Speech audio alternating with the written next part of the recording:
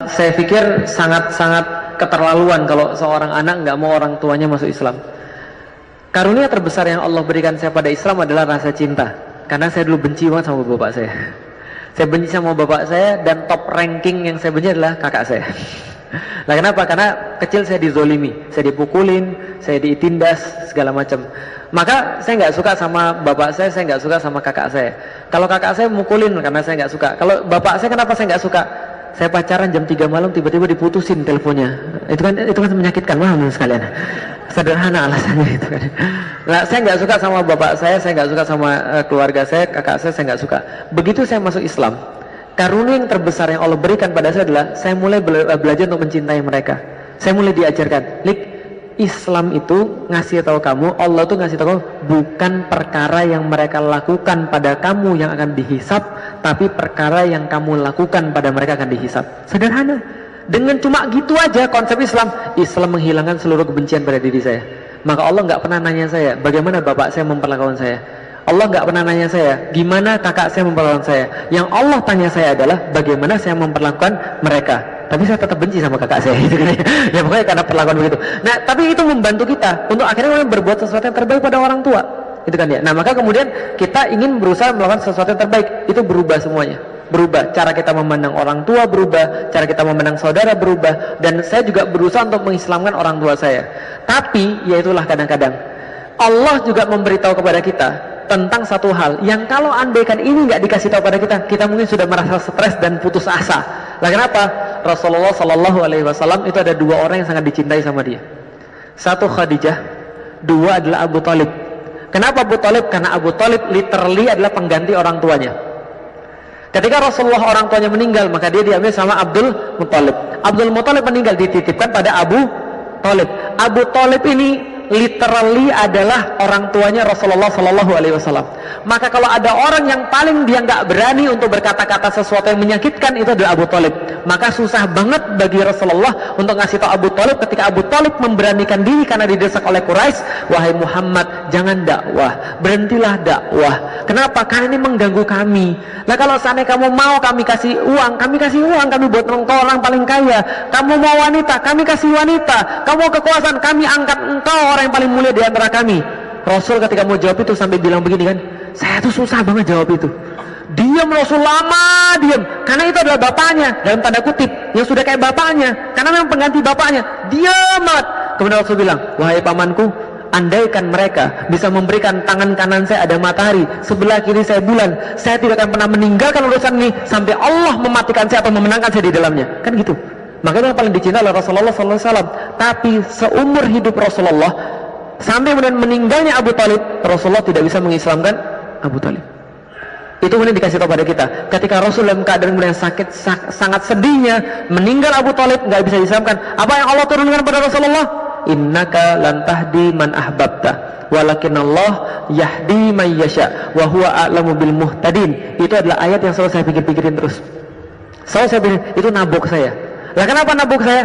Allah SWT yang bilang begini, wahai Muhammad, kamu sedih kan sekarang ini? Tapi saya kasih tahu, itu bukan salah kamu, itu bukan urusan kamu.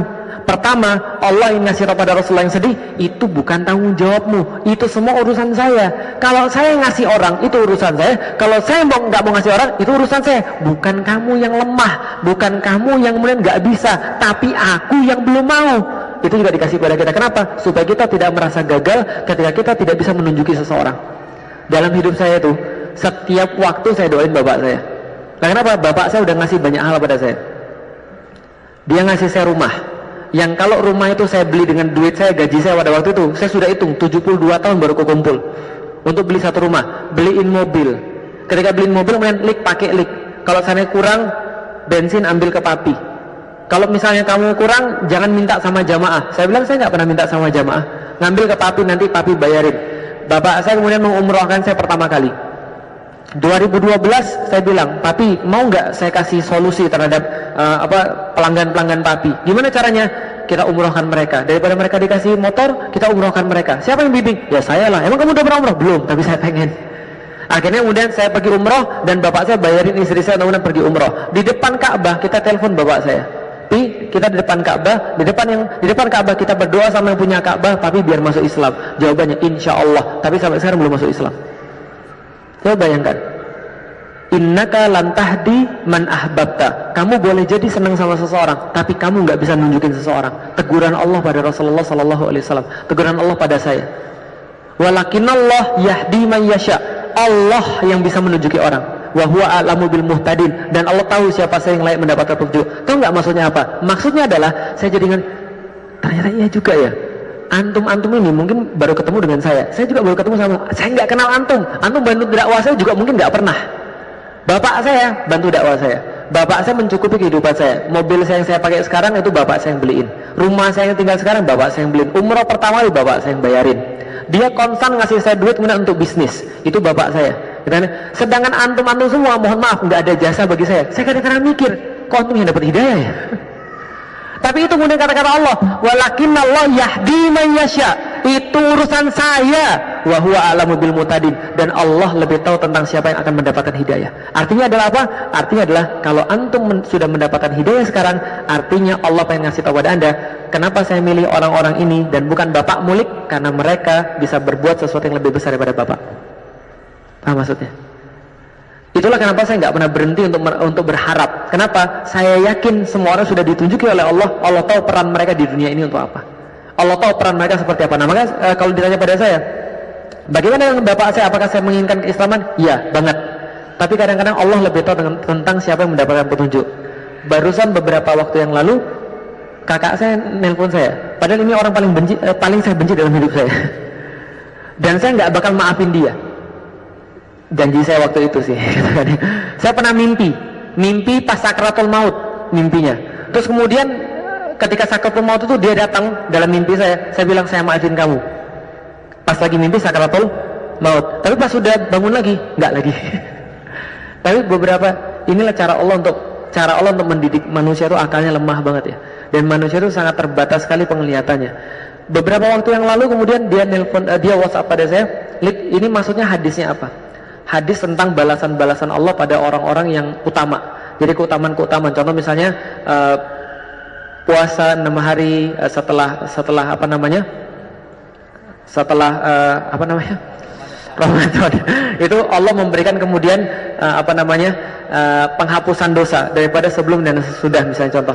Ya dia tanya barang-barang kayak begitu. Saya bilang ini hadisnya ada segala macam. Terus kemudian dia bilang, "Lik, Islam tuh begini-begini." Ternyata dia mau tentang Islam. Bapak saya yang saya usahakan ya tiap kali saya doakan, malah sampai sekarang masih merasa belum. Kakak saya tuh yang nggak pernah saya doain, yang saya benci banget sama dia, dunia akhirat itu kan ya. Allah ternyata ngasih tahu, "Lik, kamu tuh terbatas pandangannya." Ternyata beberapa waktu yang lalu kemudian saya diskusi sama dia mau masuk Islam. Coba bayangkan. Jadi artinya coba bayangkan, ini yang Allah bilang, walakinallah yahdi man yasha. Allah itu tahu tentang siapa yang layak untuk mendapatkan petunjuk. Yang kita usahakan di sini, yang kita dapat di tempat yang lain. Artinya adalah apa? Allah lebih tahu siapapun yang berhak mendapat petunjuk. Itu bukan ranah manusia. Ranah manusia adalah mencintai, berusaha sebaik-baiknya. Mengenai siapa yang ditunjuki oleh Allah, itu adalah urusan. Dan ironisnya, antum sudah dapat itu.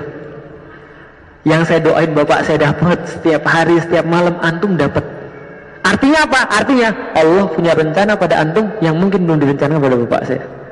Makanya ketika saya melihat antum itu, melihat orang-orang muslim, saya nggak pernah ngeremehin mereka sedikit pun. Kenapa? Itu Allah sudah punya rencana. Allah maha tahu. Saya terbatas. Yang saya rencanakan dapat malah belum. Yang kemudian yang saya rencanakan, yang saya benci sampai kemudian sampai mati malah dapat. Tapi belum mau syahadat. Syahadatnya mungkin nanti insya Allah pekan depan, karena masih ada banyak masalah. Doain mudah-mudahan syahadatnya lancar. Padahal dulu bayangin ya, orang ini kakak saya 2 bulan yang lalu masih debat sama saya soalan penista agama dan ngancam mau bunuh saya. Coba antum bayangin, gimana cara orang ngubah orang? Berarti kalau Allah sudah ngubah orang, Allah punya rencana terhadap orang ini. Antum itu sudah dapat hidayah, berarti Allah punya rencana pada antum. Yang antum perlukan adalah jujur pada rencananya Allah Subhanahu wa ta'ala. Maka saya nggak pernah mempertanyakan orang-orang sudah dapat Islam, karena orang itu sudah dipilih oleh Allah. Maka kalau Allah yang sudah memilih, siapa sih untuk meragukan mereka? Tugas kita itu adalah menyampaikan apa yang benar daripada Allah Subhanahu wa ta'ala. Mengenai siapa yang dapat petunjuk, Allah sudah bilang bukan urusan lu. Jadi kalau gua belum milih dia, jangan lu yang baper. Waduh sekalian, kan itu urusan gue, bukan urusan lu. Karena bukan lu yang ngasih petunjuk pada orang. Karena kok bisa-bisanya kita merasa bahwa kita ngasih petunjuk pada orang? Enggak, kita nggak pernah ngasih petunjuk pada orang. Kita cuma ngasih, ini loh kemudian dalilnya, ini loh kemudian Islam. Allah yang ngasih petunjuk pada mereka. Allah yang kemudian yang memudahkan hatinya untuk menerima Islam. Dan kita nggak akan pernah tahu. Wallahu a'lam. Yang jelas, yang sudah Allah tunjukin sekarang untuk jadi Islam, itu yang terbaik yang kita miliki daripada Allah Subhanahu Wa Taala. Ada yang lain, silakan, Fadal. Silakan, Fadal Pak.